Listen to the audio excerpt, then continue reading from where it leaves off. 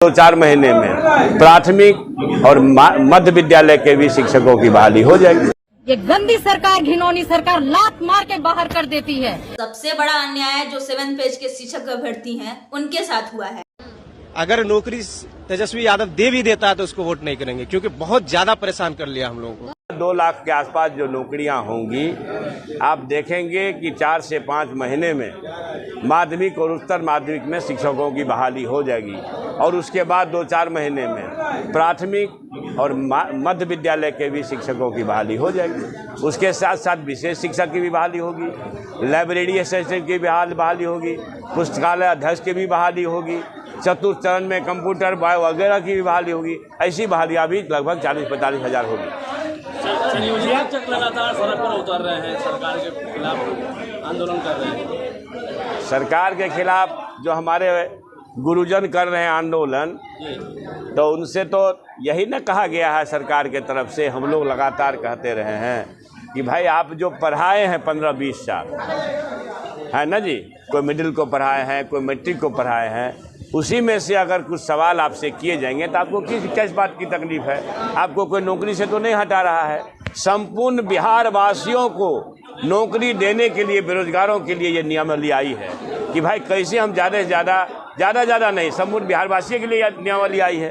तो भाई बिहारी बेरोजगारों को के तकलीफ में सरकार शामिल होना चाह रही है और लाखों बहालियां होगी भाईजान। अभी तो आपको समझिए जो राज्य स्तर पर जो पद रिक्त थे, जिसकी सूचना थी, उसका ये आंकड़ा है 2.25 लाख का, और जब संपूर्ण रिक्ति आएगी तो 1 लाख के आसपास और होगी, तो वो भी बहाली होगी।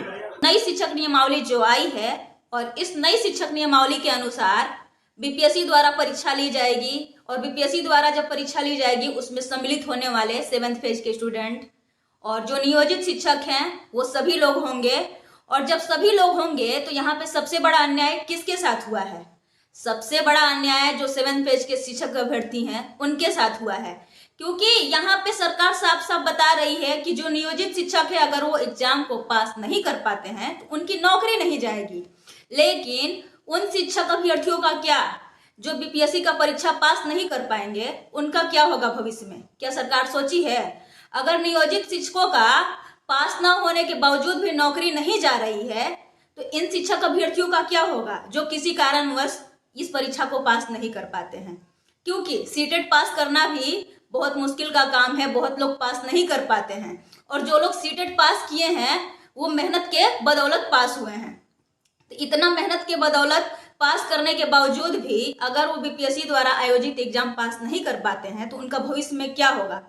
क्या सरकार इसका जवाब दे सकती है? जब नियोजित शिक्षक एग्जाम पास न करने पे भी उन्हें नौकरी से नहीं निकाला जा सकता है, तो हम 7th फेज के शिक्षक अभ्यर्थी के साथ इतना बड़ा अन्याय क्यों हो रहा है? सरकार कुछ करे कि जो लोग एग्जाम न पास करे उसके लिए क्या सालों साल फिर से भर्ती आएगी?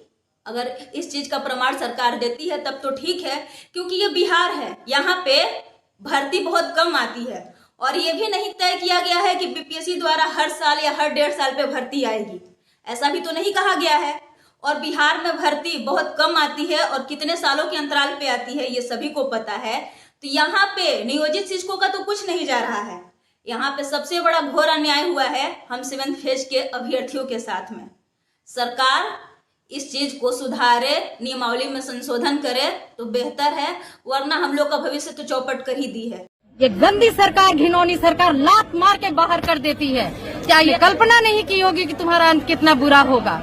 रावण का अहम नहीं चल पाया और तुम्हारा अंत चल पाएगा? बिल्कुल नहीं। जिस दिन सारी शिक्षिकाएं दुर्गा का रूप ले लेंगी और सारे शिक्षक अर्जुन का रूप ले लेंगे, कहीं नहीं ठहरोगे नीतीश और तेजस्वी। और मैं तेजस्वी जी को कहना चाहती हूँ कि तुमने क्या कहा था, यह मेरा एजेंडा नहीं है, यह मेरा प्रण है। क्या यही प्रण है तुम्हारा? सरकार कहती है कि गुणवत्तापूर्ण शिक्षा आप लोग नहीं दे रहे हैं। रिजल्ट जिस पर कॉलर खड़ा करते हैं आनंद किशोर जी, वो रिजल्ट कहाँ से आया? क्या आनंद किशोर जी क्लासरूम में आके क्लास लेते हैं? बीमार माँ बाप को छोड़कर हर चीज में आगे रहते हैं, चाहे जनगणना का कार्य हो, पशुगणना का कार्य हो, शौचालय देखना हो, चाहे और भी कोई कार्य हो। अनवांटेड कार्य हम लोगों से कराया जाता है, गैर शैक्षणिक ही नहीं। अगर अनवांटेड वर्ड बोले तो गलत नहीं होगा। अनवांटेड कार्य कराया जाता है और चुनाव कार्य, जनगणना कार्य के समय हमें कहा जाता है कि आप राज्य कर्मी हैं और जैसे ही काम खत्म हो जाता है ये गंदी सरकार, घिनौनी सरकार लात मार के बाहर कर देती है। क्या ये आप शिक्षा का सम्मान कर रहे हैं? आप शिक्षक का सम्मान, मर्यादा भंग नहीं कर रहे हैं, बल्कि पूरे सरस्वती माता और शिक्षा का सम्मान आप खत्म कर रहे हैं। मंत्री बिल्कुल भ्रष्ट लग रहे हैं मुझे। ये पता नहीं कहाँ से प्रोफेसर बन के आ गया है इसको। ये तो भोजपुरी का गुंडा की तरह लग रहा है। बिल्कुल बेकार आदमी है। इसको सबसे भ्रष्ट शिक्षा मंत्री समझ रहे हैं इसको। ये खुद ट्वीट करते हैं, खुद बोलते हैं, खुद पलट जाते हैं। इसका खुद का सबसे पहली बात ये शिक्षा मंत्री जो है ना, ये लोग क्या है, सत्ता का मलाई खा रहा है। इसके अंदर कोई पावर है नहीं। इसको ये एक दिन ट्वीट किया कि हम कैबिनेट में आप लोगों का जो है नियमावली ला रहे हैं, उसको नीतीश कुमार डांट दिया बढ़िया से, पलटू राम, और डर गया बेचारा। तो ये सब मंत्री है, ये सत्ता का मलाई खा रहा है, पीछे पीछे घूम रहा है। इन लोगों का कोई ताकत नहीं है। तेजस्वी यादव ऐसा नहीं चुनेंगे हम, फ्रीओ में नहीं चुनेंगे। क्यों ऐसा ही नहीं चुनेंगे? उस 9वीं पास नहीं है वो। क्या जब उसके पापा मुख्यमंत्री, उसकी मम्मी सीएम, पापा सीएम, फिर भी वो 9वीं पास नहीं कर पाया तो वो क्या करेगा?